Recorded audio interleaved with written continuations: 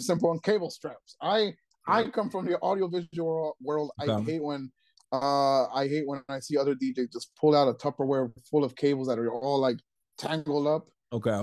That would ruin your cables very quick, especially if you're keeping them in cold storage or an environment that's not friendly to cables. Yeah, buy some straps, man. Like keep your cables organized. Okay. That again, that comes from my audio visual background. Um, it's a pet peeve of mine, but it'll make your life so much more organized. Yeah, just some cable straps. What? Yeah, that's a good answer. I think yeah, Okay. some cable straps. That I would I think that's a that perfect answer. organizes that I feel like, organizes. oh, Hmm? I'm sorry about that. I feel like a lot of DJs like don't have the cable. I know when I first started off, I was just like, yeah, I was like one of those guys that like threw the cables in the bag and yeah, terrible. No, Looked yeah, terrible. I was your embarrassed too, pulling them out. Like I would try to like pull them out underneath the table with the cloth over so no one sees me doing it. Like that's how it's. Yeah, don't do it. Don't do it. that's fine. It's just you know you want to take care of those cables are Right, expensive. You want to take care of them. Like those are like what 25 a pop, give or take. And right. you're carrying at least I don't know, most DJs carry at least minimum 4 to 6 XLR cables on the minimum, and that's like 25 to 45 a piece. So yeah, just roll them up nicely and keep take care of them. That's all. Yeah, yeah. No, that's true. So, Mm-hmm. how did you go about choosing the right speakers? Um, uh, Years of experimentation and seeing what everyone used. So when I started out, when I bought my first speaker, I bought a Gemini, and you know Gemini used to get a lot of hate for being the low quality speaker back in like the early 2000s and late 2010s or whatever. Um, but that speaker lasted me for 15 years. Mm, As much hate as it got, as much hate as that brand got. But yeah, so I went from Gemini, and then I got into JBL. I started using those for a little bit. Then I started doing AV work, and I got into QSC. And okay. I started to see all these audiovisual guys use QSCs just because those you could throw those things down a stairway and stairwell and, they're Still still working. okay. So yeah, that's kind of the go to for a lot of audio visual companies because it's still mid tier sound. It's still Yeah. mid tier. It could take a beating, but it's also not top tier.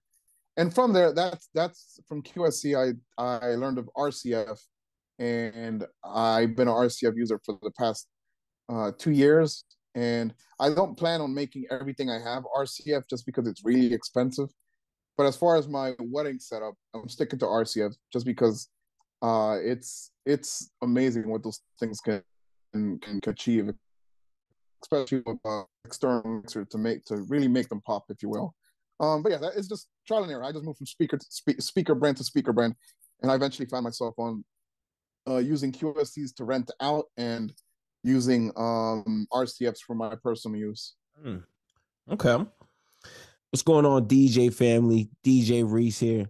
Every Monday at 9 a.m., I'm dropping a new podcast episode where I'm highlighting some of the dopest DJs out there that are creating vibes at all the venues that they're DJing at. If you want to hear these stories, level up in your DJing. If you're a new beginner DJ, you need new tips. You want to hear the inspiration from the DJs who started out new that are taking their DJing game to the next level. Well, you got to check out WeCreateTheVibes.com every Monday, 9 a.m. New stories, new episodes from the dopest DJs out there killing it in the game right now. Hosted by DJ Reese. Again, check out WeCreateTheVibes.com. So I see you crushing it on Mm-hmm. IG, TikTok. I mean, the reels are getting traction. We just started following each other too recently on TikTok. But yeah, man, now Mm-hmm. you are doing your thing, man. I need your top 3 tips to boost my brand or any DJ's brand on social media. What are your top 3 tips, man? So I my top tip right now is focus on TikTok, just because TikTok is a discovery app, not like Instagram was a discovery app, but it's so much harder um to to find new content on IG. You kind of see in the same old of what you already follow, and when it does send you new content, it doesn't send you stuff that's relatable to you. It just sends you whatever is trending, if you will. It could be, I don't know, it could be some dude cooking a sandwich in India, Right. which is I do enjoy watching it. It's just it just does it has no value to me. It's just there to kill my time. And that's what I think Instagram's doing right now, just trying to grab your attention from TikTok and trying to spend time on their app with whatever worthless, I don't say worthless, but whatever, some Indian dude cooking sandwich, whatever, yeah. But TikTok's different just because like it kind of reads what you like and also what you're searching um on the app, because this is something I personally, I'm a big foodie. My girlfriend and I we're big foodies. We like to go out and eat, and every, I guess, once a week maybe we hop on TikTok just for like, we put new places to search, and then we call it inspiration time. So through TikTok, when we search that, we, and then whatever city we're going to, we look up to new places to try, or new places new places to try, new places to check out. And that's the same exact thing people are doing in on TikTok. Like, let's say weddings, let's say a bride, she's searching bridal ideas, wedding inspiration. And if you focus on that, that's what your videos are going to pop up on whenever they're searching for. So again, the biggest advice I have is focusing on TikTok, just because it is primarily a discovery app. The only problem with that app is that once you throw that out into the world, it's probably going to get traction for maybe a month or two, and then after that, it's like it never existed. It's like you're never going to get likes on it ever again.